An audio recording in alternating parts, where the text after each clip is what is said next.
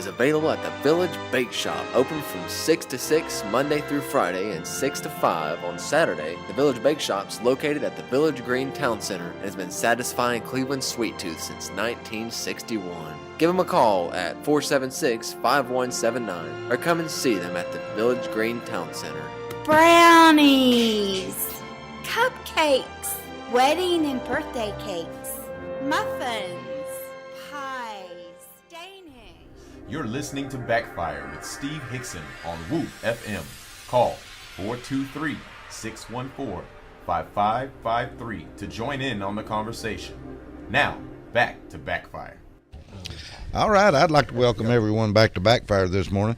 One thing I'd like to say before we go too far is I'd like to congratulate the University of Alabama on a successful SEC win this week. It was great for the SEC. I also would like to congratulate the girlfriend of the Alabama quarterback. I thought that she was a very good-looking girl and extremely pretty, and I thought the commentator did a good job of just talking about what a pretty Southern belle she was. Well, you do know that her phone died during the middle of that, so she wasn't aware of what her Twitter followers were doing. When she came in, I believe she had something like 587 Twitter followers. Her boyfriend, the quarterback, had, I think, 87,000. By the end of the game, she had over 100,000 Twitter followers, more than him. You know, they get up, the announcer, I was listening to that live, and I thought, you know, he did go on about her being such a pretty girl and how other boys growing up should learn how to throw the ball and become a quarterback if that's what, relates to getting a good-looking girlfriend. Well, some pro football players started hitting on her on Twitter during the game, trying to ask her out. You know, I didn't think he said anything wrong. I thought it was all complimentary. I thought it was, he was killing some time talking on the air there. When they were like the game was a blowout. In a blowout game, he was complimenting the Alabama quarterback for doing such a good job in the game and off the field with his girlfriend selection. Some of this. Well, do you not think that they were looking at the Twitter spikes? I mean, they got a blowout game. They're trying to keep people interested because they need the ratings on the TV. So the reason they kept going back to her is because they knew people were wanting to look at her. I tell you what's kind of bad about that, though, Steve. If you think about it, all this criticism that he's getting because he lavished this praise on her for being good looking. Just last week on CNN's ball drop, for the New Year's Eve party, Kathy Griffin gets down on her knees and simulates oral sex on I saw that. Anderson Cooper. Nobody said a word. Matter of fact, he had her on his show the next day to laugh about it and joke about it. And wasn't that funny? Wasn't that great? So there's a real double standard here. Anyway, I thought the girl was really a nice-looking girl, and I thought it was nothing but compliments. I think we got a caller. Go ahead, caller. How you doing, Steve? I'm good. How are you? I was just hearing John We're going to talk about this in schools. I'm going to be on his side 100%. Back when I went to junior high school back in '63, well, if I'd have mentioned sex, they'd have probably sent me home. And I was wanting to say, young guys believe about some of these people have 5 or 6 kids just so they can get on welfare and stuff. I don't think that's right either. But I mean, I go around seeing families halfway clothed, and they got about 5 or 6 kids, and you see them work at the welfare department trying to get on food stamps. But I don't know what anybody's going to ever do about it. But like you talked about a while ago, though, about I don't think they should. I think our TV's to blame for that, don't you?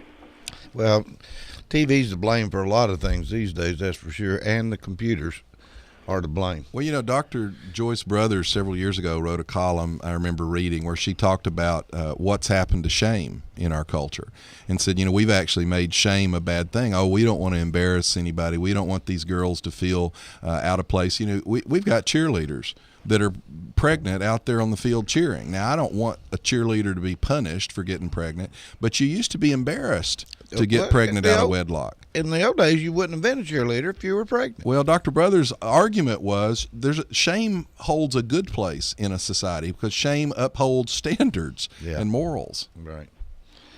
All right, caller, you still there? Yeah. Anything else? No. It just kind of disturbed me what he was talking about them putting that condoms in their stuff. I think I don't know what this world's coming to, but I think there's a better. I'm gonna agree with you, Steve. I think it should be in the home, started on that or something, instead of going through schools. But as a girl at Cleveland High School got pregnant a while back, and it's going on. But now, caller, I know that you're probably in this era, but I remember when I grew up, a Sears catalog underwear display was about as sexual as you got content in a magazine, unless you went to a porno shop or somewhere or something. Yeah, you're right. Yeah, that's. Well, now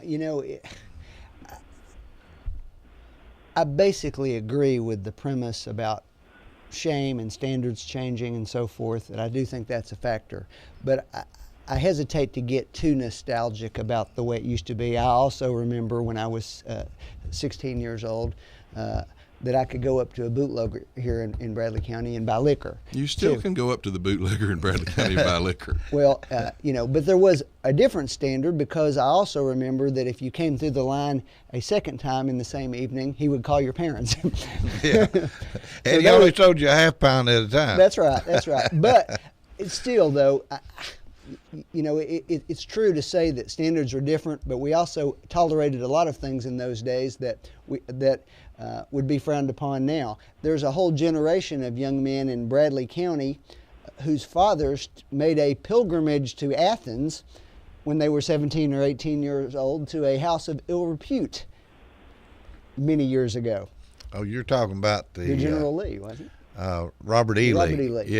Yeah, in Athens. I mean, well, I'm sorry, that's news to me. I wasn't aware of that. Well, it's before our generation. Now, okay, all right. But there's some really upstanding folks in Bradley County right now who, on the right evening, will share the story of the loss of their innocence. The difference, one of the difference, though, Franklin, is the human conditions always. You go back and read the Old Testament; they had the same problems. The technology is different. It may have been a painting on the wall of a naked woman, but the heart of humanity's always been the same. The problem is what we allow. The things you're talking about, Franklin. Culture uniformly, even though we knew it happened, said it's wrong and it shouldn't happen. We've gotten to the point now, and I lay a lot of the blame on the liberal progressives, where you can't label anything as bad anymore because, oh my goodness, who are you to say this activity's wrong and this other activity's not? And you might get sued. And so as a culture, these kids grow up now and they see it happening, and there's not a stigma of blame or shame involved in it. So it obviously, more of them say, hey, it must be okay to do. Do you know, caller. Do you know, years ago, if a girl got pregnant in high school, I mean, it was kept hush, hush, hush, hush, and typically the girl would be out of school, and the parents would hide the girl somewhere or something until the baby was born. Or, yeah, we have baby showers now when our teenage girls get pregnant out of wedlock. Having them at the high school, I don't know. It's just a different world now than it. It's one thing to say a girl should not be out of line punished. We don't want to punish our children when they make mistakes. But if there's no negative consequences at all to a bad decision, you get more bad decisions. And we've let that pendulum swing too far to the other side. Well, there are a lot of negative consequences to being 17-year-old and having a baby. Well, I don't know. A lot of those negative consequences are bore by the grandmother, because a lot of these girls continue to go on with their lives. That's right. A lot of a lot of the folks that we're talking about are in two-parent homes. They're not. This is not all from dysfunctional families we're talking about. It's clearly a societal change, but I don't think we've been very mature in the way we respond to it. Well, one of the problems, Franklin, is there was a financial reason not to get pregnant. And the more the government says, oh, we want to help these girls, the easier you make it for them to go, well, it's not a big deal if I get pregnant because I can get food stamps. I'm telling you, they're making $50,000 a year off of having kids and drawing food stamps. I think that's a myth. Sorry. Franklin, I'm telling you, it's not a myth now. I mean, there's a lot of things that you can look around and try to say is not a myth, but you can walk right over here and see what's walking in the door at these offices and signing up for this stuff. It's not a myth. I mean, these when I was talking about 11 kids and 10 baby mamas, do you think those 10 baby mamas are working and paying for those kids they're having? Most of them are not. They're sitting there drawing on every kid they have. That's one of the problems. You can trace this back. You can go back to when we started making higher and higher payments to unwed mothers. The explosion of unwed mothers happened because the men didn't feel obligated anymore. They said, hey, if I walk away, she can go down and file for food stamps. She can go down and file for welfare. So I'll just walk away. I'm telling you, there was a group. This goes as far as back as when I was in high school. And I won't mention any names, but there was a particular name that was in the school, and there were several of these kids in the school. And, of course, I knew several of these kids. They were a year older than me, a year younger than me, and 2 years younger than me, and some of this type of stuff. Well, later in life, I ended up, the dad of these kids came to work for me. And I was talking to him one day, and I think he had 9 kids, something like that. Anyway, he told me he needed a day off one day. And I said, what for? And he said, me and my old lady, we're going to get married. I said, you mean remarried? He said, no, married. He said, we never been married. He said, we done raised all these kids, but they're all grown and gone now. We're going to get married. Well, I mean, they'd been drawing off the system. I mean, both of my parents were from families of 12 children. Mm-hmm. They certainly were married. They were dirt poor. Yeah. There wasn't any financial incentive to have all those children. But they were married, Franklin. Well, wait a minute. Hold on a minute. You know, at some point, reality has to come crashing in. Birth rates have fallen in America dramatically over the last 30 years. It's true. When you average it out. Well, it just has. Well, the problem is, Franklin, there aren't many families out there. The birth rates are too low. We have a birth rate of about 2 children per couple, and you need 2.2 children per couple to actually maintain a society. The problem is you've got parts of the country and demographic groups in the country that are having 4, 5, and 6 babies per female. And most of those aren't working enough to pay for those 4, 5, and 6 children. I just see a lot of these mamas dragging 2, 3, and 4 kids around with them, and they're sitting there on welfare. I see it. I mean, I'm sorry, but well, I think the government policies have encouraged men's natural, and I'll get in trouble for this, but men have a natural proclivity to be irresponsible about this kind of thing. Mm-hmm. The male of the species tends to propagate and walk away, and the government has stepped in and actually made that easier. So while I fuss a lot about the morality, and I wish these girls weren't getting themselves in this kind of trouble, the boys ought to be ashamed of themselves for not feeling a responsibility. And we as a culture ought to be ashamed of ourselves for promoting this idea that sex is recreational and has no moral component. All right, I've been dodging this one a little bit. I'm going to open up the lines here a little bit, and we'll take some calls and so forth. But on the gun control, it's everywhere right now. It's going on. I mean, everywhere you turn the banner, it's full of it. Schools are being educated. The legislators making words. Como in New York just came out. He's fixing to push. The governor of New York is fixing to push become the first state to enact major gun laws, and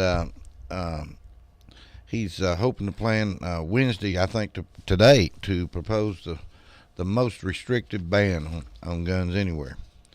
What is he talking about banning? I don't know. He's talking about banning somehow the guns, and he was also talking Are we about. talking about all guns? Or are we talking about assault rifles? I don't know. It won't matter, Franklin. You can't define an assault rifle. Right. The reason the assault rifle ban had 100 specifically listed guns is because there's no workable definition to say a gun is an assault rifle. I thought it was interesting yesterday that former General Stanley McChrystal, who was the head of U.S. forces in Afghanistan when they had to resign because of some of the comments he made, but he issued a statement yesterday in an interview that he thought that these types of weapons are not appropriate for civilians to have, that they have a purely military application and they're just too deadly. Mm-hmm. Was his view. Let's take this call real quick. Go ahead, caller. Yeah, hey guys, what's going on? Well, that's real interesting coming from Stanley McChrystal, and I would expect that from someone who has a statist point of view. The Constitution, when the Constitution was formed and enacted, there was no discrepancy between what the military had and what the civilian population had. Well, actually, Dan, can I interrupt for 1 second? Sure. Most of the military muskets were unrifled barrels. They actually weren't very accurate. The hunting guns that most of the population had a rifled barrel, so the population actually had more accurate, more effective, more killing ability than the guns the militia had. And I think, and let's just be straight up about this. The Second Amendment and Article 1, Section 26 of the Tennessee Constitution is explicit about the fact that, the right to own weapons, guns, ammunition is not to allow you the ability to hunt. It has very little to do with home protection. It is for us to be able to defend ourselves against a tyrannical government. There are multiple cases of where, first thing is, an assault rifle technically is in a fully automatic mode. Those have been outlawed for a long time, unless you had a license. But this use of... Are you opposed to that, Dan? Am I opposed? No. Are you opposed to fully automatic weapons being outlawed? They've been outlawed. I know that. That's what I'm asking. Then why are we talking about it? No, because the question is, if you accept that those weapons can be regulated, you have no constitutional argument to say that some other weapon can't. But here's the problem. That's a regulation based on actual functioning. It's fully automatic, and that's illegal. There is no... It either violates the Constitution or it doesn't. Franklin? I don't have any problem with... So I'm asking, and Dan, we're having trouble hearing you, or at least I am. But the question I have is, if you agree that it's okay for the government to regulate those, that's just a firearm.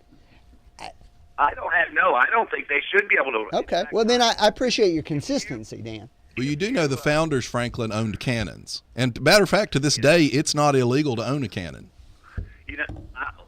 What I think is that I think first thing is the use of a fully automatic weapon is a little bit ludicrous in most situations because all it does is waste ammunition. But I do think that the civilian population should have the same access to weaponry that the military has. And anyone who wants to suppress the right of the citizenry to defend themselves, in my view, is a statist. And the only reason that you want to limit that would be that you want to limit the capability of us to defend ourselves against the tyranny of the government, and that's what it was designed for. It is not, all this stuff, you allow these possible false flag incidents to come into a situation, and you can let it become an emotional argument instead of a logical argument. And the way to prevent these incidents that happen in schools is to allow the people in the schools to be armed. That is the ultimate answer to that. Almost every one of these shooting incidents has been in a gun-free zone. I think if the government requires these things to be gun-free, I think that the government should be gun-free. I think the White House should be gun-free. I think the Senate should be gun-free. Those should all be gun-free zones. Because if you think that the kids should live in that environment, I believe that the government should live in that environment. I'm so sick of this elitist mentality of Dianne Feinstein and the rest of these dirtbags. All right. Thanks for calling, Dan. We can get into this gun control as much as you want to today. It's everywhere you go right now. Well, let's just talk about it on a local level, though, instead of trying to... All right, let's talk on a local level. Let's take this call. Go ahead, caller. Adam Lowe here, Steve. Hey, Mr. Adam, how are you? I'm doing good. In full disclosure, I believe I have a lunch scheduled with Franklin today. We're going to come up with a bipartisan bill to send to Washington. That's right. To get something worked out. Listen, I know that the gun debate, and we actually brought this up with the commission the other night, and I've got something coming before where I think the commission doesn't have the authority on a local level to speak to firearm control. Oftentimes we do have the ability to kind of be a voice for the folks. And not getting into the details of that, I will say that as an educator, I'm surprised at how often unacademic my fellow educators can be. I was reading yesterday's paper, and I even know that our local law enforcement, officials have come out and said teachers need to teach, leave law enforcement to law enforcement. And I thought, well, what if Danny Lawson at EMS said, please do not first respond with first aid or CPR. Please leave life support and CPR and first aid to EMS. But we require that of teachers. We require teachers to be able to render aid when a child's choking or when a child needs first aid. And in many ways, with a 7-minute response time, I know that's what it used to be under an old sheriff, we would likely need some level of first response. Now, I do believe that an SRO is probably the most functional aspect of having that in the schools, and I've been very supportive of that program.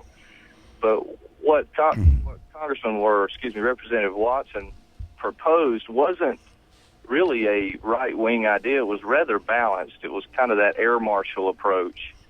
So could we have some folks there, and then rather than arming all teachers, is there an advantage to not knowing which teacher's armed? And there's really some pragmatism to that. Well, let me ask you, Adam, change just a little bit of what you're talking about. Would it not better serve us to just be better prepared? I'm talking about electronically, with alarms, but Steve, with cameras. No one's saying not to do that. All Representative Watson did, to be honest, was very Republican idea. He simply gave some flexibility to the local school systems because the teacher, one, has to want to do it. Right. They have to agree to the same training that an SRO officer has for ability to respond, and the local administrators have to agree. The local school board, the local director of schools have to say they're going to allow it. So all he did was put one more tool in the arsenal for a county school system or city school system to choose from. Yeah, this is an opt-in. This is an opt-in piece.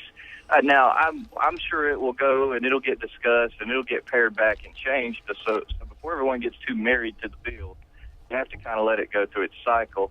What I kind of wanted to note, though, was if we're going to look at something intelligently and we're going to look at the research and we're going to say, well, how do we protect our students? I'm surprised when I read in the papers when school board members say, well, that's absolutely idiotic. Well, my challenge to those is, why is it idiotic? Show me where the actions you wish to take actually achieve the means you set out to achieve. And that's the problem I have with a lot of the gun debate, whether it's from gun control or what to do in schools, is ultimately we make a lot, and you know how government is, we make a lot of moves that result in nothing, absolutely nothing. We ban assault rifles and gun crime does not go down. We start to target little niches of a market and we realize that we're not actually doing anything to those individuals. I think comprehensively, better security is a good idea. I think allowing certain personnel to be trained and to be armed is important, can help in the school, and I think all that's worthy of discussion without getting plate glass is idiotic. Hey, Adam, do school resource officers carry weapons now? Yes, absolutely. They all have been? They don't all carry their weapons. They don't? I only tell you that from going out to schools and being there. Some of them choose not to, particularly in the elementary schools. See, I mean, they have them at the school, but they're not carrying them a lot of times. All right. I'll say they're allowed to carry their weapons. An officer Sure, they're police officers on duty has the ability under our current laws to carry a firearm on a campus. But now school resource officers, actually, Dan Gilley instituted that, and it's a rather rare thing in the country. It's not widespread. And this bill that Representative Watson has put forward is modeled on legislation that's been in place in Texas for over 4 years. Well, you know, it's a little interesting, and, you know, I remember the history. There was a fairly substantial debate just a few years ago about whether SROs were a waste of tax dollars. That's true. That was happening here in Bradley County. Well, that's a different, that is a complementary argument. How do we pay for it? The second thing is, and you know, I don't always agree with the chief of police, but he made a very salient point in his presentation, I thought, and that is, folks, you cannot assume because somebody has gone through the concealed carry permit process that they're equipped to respond to a crisis. That is a different thing, and that's really what I see as the flaw in this But argument. Franklin, Everybody who's got a gun. 40 hours of training. Well, there's no way to simulate that, though. You can't simulate. you can't that. simulate that on a brand new SRO officer who's never been in the field.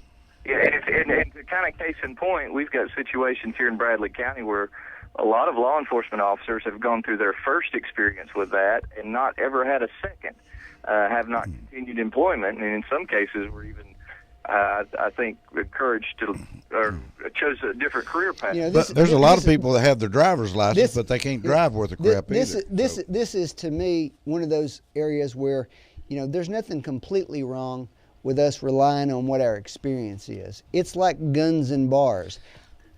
I don't care what your training is. Franklin, People who've been drinking use bad judgment. Let me ask a question though. Here's the problem. Here's the flaw, the logical flaw in what you just said, Franklin. You're saying, oh well, these people may not be adequately trained. They may not be able to respond. What's your alternative? Hiding in a closet and hoping the gunman doesn't open that door and blow your brains out? You're telling me that any kind of response is not as good as hoping you're not the victim? And another question, Franklin, do our schools have chemical fire extinguishers hanging on the wall? And are those fire extinguishers poisonous? Which they are. The material in there is caustic to the skin. It's poisonous. Are our teachers trained firemen? But yet we have a fire extinguisher hanging on the wall in hopes that a teacher might pick it up, might be able to put a little bit of the fire out before the 5 to 8 to 10 minutes before the fire department gets there. So this idea that a teacher couldn't make a difference is a fallacy, because your alternative is to sit down and hope he doesn't open your door. And you have defibrillators on the wall in a lot of locations. They're not cardiologists the last time I checked. That's right. And that's what I'm saying. When we have a sheriff or another law enforcement official who says, leave the law enforcement to the law enforcement, well, what if EMS said that? No more first aid. Let me ask you, Adam. Wait for EMS to arrive. And it's funny we mentioned guns and bars. We've had no incidents. 2 years with no incidents. Adam, let me ask you, is everybody going overboard on gun control right now? I think everybody's scared on both sides of the equation, and I think fear and emotion gets in the way of practical and research decision-making. Yeah, but Adam, the real problem is you have political people with an agenda, and they, just like Rahm Emanuel said, you can't let a crisis go to waste. They are exploiting people's natural fear to try to push their political agenda of gun control. And like you said, it's not fact-based. You can't show me where it actually works. Well, and that's of course you can. If our purpose is to provide better protection for our children, whatever measure is put in place needs to achieve that. And what happens is we do a lot of pointless dancing with legislation and with policy. Not just I'm talking more on a federal level and what the discussion now. Or we decide we create a false sense of security and safety. And my concern with that is it doesn't ultimately achieve what it's set out to achieve. Well, it makes it worse. Steve, you're talking about putting better security into the schools. Well, if you do something that makes you feel like you've accomplished something, but it's actually ineffective, and that allows you to say, well, we don't need a bigger door, we don't need a camera monitor system, because we've got this other thing in place. If it's not effective, you've actually made the situation worse. All right, Adam. Thanks for calling, buddy. Thanks, guys, and we'll look forward to talking to you soon. All right. Later. Thanks. All right, we're about to wind it up for today. Boys, time's just run so fast around here when we get started. Everybody stay tuned. Next week, we'll be back. Why don't you guys bring a guest with you next week? Let's have guest day or something, if you can find somebody. If you can find a good Democrat or Republican friend. Good Democrat. I said, are there any of those? I said, if you can find one, a good Democrat Zell or a Miller. Republican. Can you get Zell Miller? Hey, be thinking about gun control. We'll talk a little more about that next week. And I want to tell you guys, I appreciate you coming in again. We've got Lisa Guerin coming up with your local news next. And that's all for today. Bye-bye. You've been listening to Backfire with Steve Hickson, John Stanberry, and Franklin Chansey. Catch them again on Whoop FM at noon today and every Wednesday morning from 7:30 to 8:30. Now, back to more music on Whoop FM. You're listening to 99.9 WOOP FM, Cleveland, Tennessee. Tea cookies, thumbprint cookies, chocolate burgers. All of this and more is available at the Village Bake Shop, open from 6 to 6 Monday through Friday and 6 to 5 on Saturday. The Village Bake Shop's located at the Village Green Town Center and has been satisfying Cleveland's sweet tooth since 1961. Give them a call at 476-5179 or come and see them at the Village Green Town Center. Brownies,